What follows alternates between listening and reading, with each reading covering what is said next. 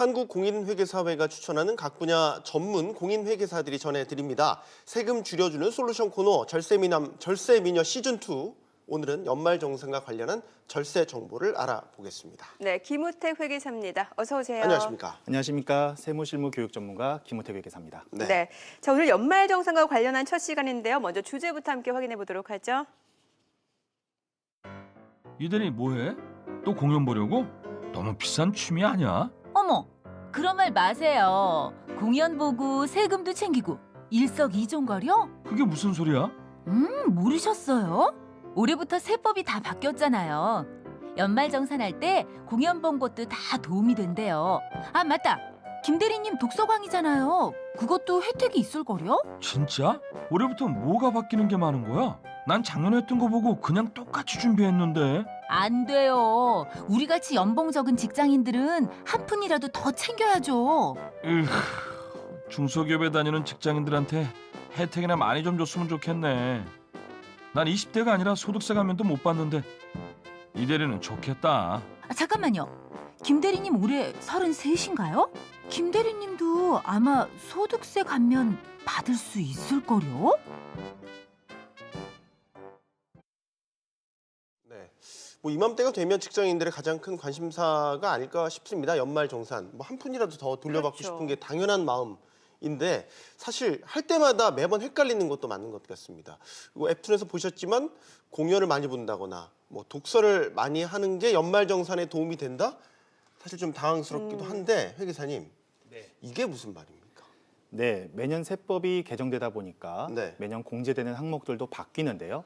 2018년 기속 연말정산에서 도서 공연 사용분 신용카드 소득공제가 신설됐습니다. 총급여 7천만 원 이하인 경우 2018년 7월 1일부터 도서 구입 또는 공연 관람을 위해 신용카드를 사용한 경우 100만 원을 한도로 30%의 소득공제율이 적용됩니다. 그렇군요. 그럼 실제로 액수를 따졌을 때 어느 정도 혜택이 있는 겁니까? 네, 총급여가 4천만 원인 근로소득자가 연간 신용카드를 2천만 원 사용했다라고 예를 들어보면 네. 2018년 7월부터 매월 50만 원의 문화생활을 하면서 신용카드로 추가 결제한 경우 그렇지 않은 경우에 비해 적용 세율을 고려할 때 이번 연말정산에서 13만 5천 원의 추가 절세 효과가 나타납니다. 네, 문화생활과 관련된 사용분, 연말정산 혜택을 받을 수 있는 대상, 이제 문화생활과 관련해서요. 네. 정확히 어떤 것들이 있습니까? 네, 도서에는 중고책을 포함해서 우리가 흔히 알고 있는 책 종류가 모두 포함되고요. 네. 공연이라는 것은 연극, 뮤지컬처럼 무대에서 실현하는 것을 말합니다. 도서 구입 배송료나 티켓 발급 수수료가 있으면 이것도 포함이 됩니다. 도서 공연비 소득공제 제공 사업자로 확정된 가맹점에서 도서나 공연 티켓을 구매하고 결제해야만 혜택을 보실 수 있고 연말정산 간소화 서비스에서 도서 공연에 사용한 금액을 별도로 확인하실 수 있습니다. 네. 그렇군요.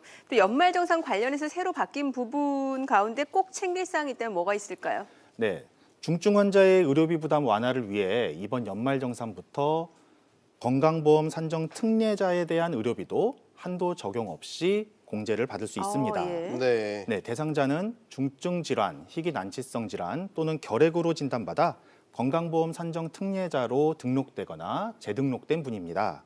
건강보험 산정 특례자에 해당함을 입증할 수 있는 증빙 서류를 별도로 회사에 제출해야 합니다. 네. 자, 그리고 중소기업 청년 취업자들에 대한 연말정산 혜택도 확대가 된다고요? 네, 청년 등 중소기업 취업자 소득세 감면이 확대되었는데요. 네. 중소기업에 취업한 경우 감면 대상 기간이 3년에서 5년으로 연장되고 감면율도 70%에서 90%로 상향됐습니다. 네. 또 소득세를 감면받을 수 있는 청년의 연령 요건이 기존 15에서 29세까지에서 15에서 34세까지로 확대됐습니다. 그렇군요. 그럼 중소기업 청년 소득세 감면을 받으려면 이거 개인이 좀 직접 신청을 해야 되는 건가요? 소득세 감면을 받기 위해서는 우리 근로자께서 홈택스에 접속하거나 세무서를 직접 방문해서 신청하는 것이 아니고요. 예. 감면 신청서를 이번 연말정산 때 회사에 제출하면 향후 5년간 자신의 근로소득세를 90%, 연간 최대 150만 원까지 감면받을 수 있습니다. 다만 중도 퇴사자의 경우에는 현재 재직 중인 회사가 없기 때문에 개인이 직접 신청하실 수 있습니다. 네. 지금 중소기업 청년소득세 감면 대상 기간이요. 기존 3년에서 이제 5년으로 연장되었다고 했는데 2017년에 감면 대상 기간이 3년이 끝나버린 경우가 있을 수도 있잖아요. 그러게요. 예. 네. 그런 경우에는 5년으로 늘어난 데 대한 혜택을 받을 수 없는 건가요? 아니면 있는 건가요? 아닙니다. 혜택을 받을 수 있는 부분이 있습니다. 그래요? 네. 만약 2013년 8월에 중소기업에 취업한 청년이라면 개정 전 기준에 따라 취업일로부터 3년이 되는 2016년 8월까지 소득세를 감면받고 종료됐을 텐데요. 네. 이번 감면 대상 기간 연장으로 인해 5년이 되는 기간인 2018년 1월부터 8월까지 감면받을 수 있습니다. 다만 개정이 되기 전 기간인 2016년 9월부터 2017년 12월까지 소급해서 감면되는 것은 아닙니다. 소급 적용은 안 되는군요. 그리고 보니까 감면 혜택 그 연령도 29세에서 34세까지 확대됐다고 했는데 네. 그러면 기존에 못 받았던 분들도 추가 혜택이 가능한 겁니까? 네, 있습니다. 예. 예를 들어 2016년 8월에 중소기업에 취업한 32세 청년이라면 이분은 개정 전 기준으로는 29세를 넘어서 감면을 못 받았는데요. 그렇죠. 네.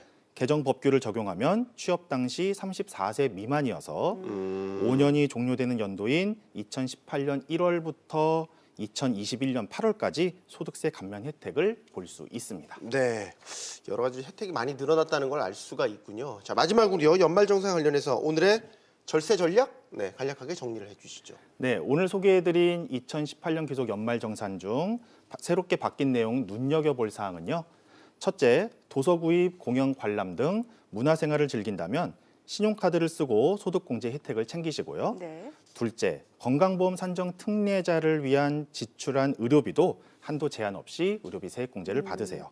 마지막으로 중소기업에 취업한 청년이라면 연령에 맞춰 바뀐 기준에 따라 소득세 감면 혜택을 받으시기 바랍니다. 네. 자, 오늘 전해드린 내용으로 연말정산 전략 잘 세워보시기 바랍니다. 김우택 회계사였습니다. 고맙습니다. 잘 들었습니다.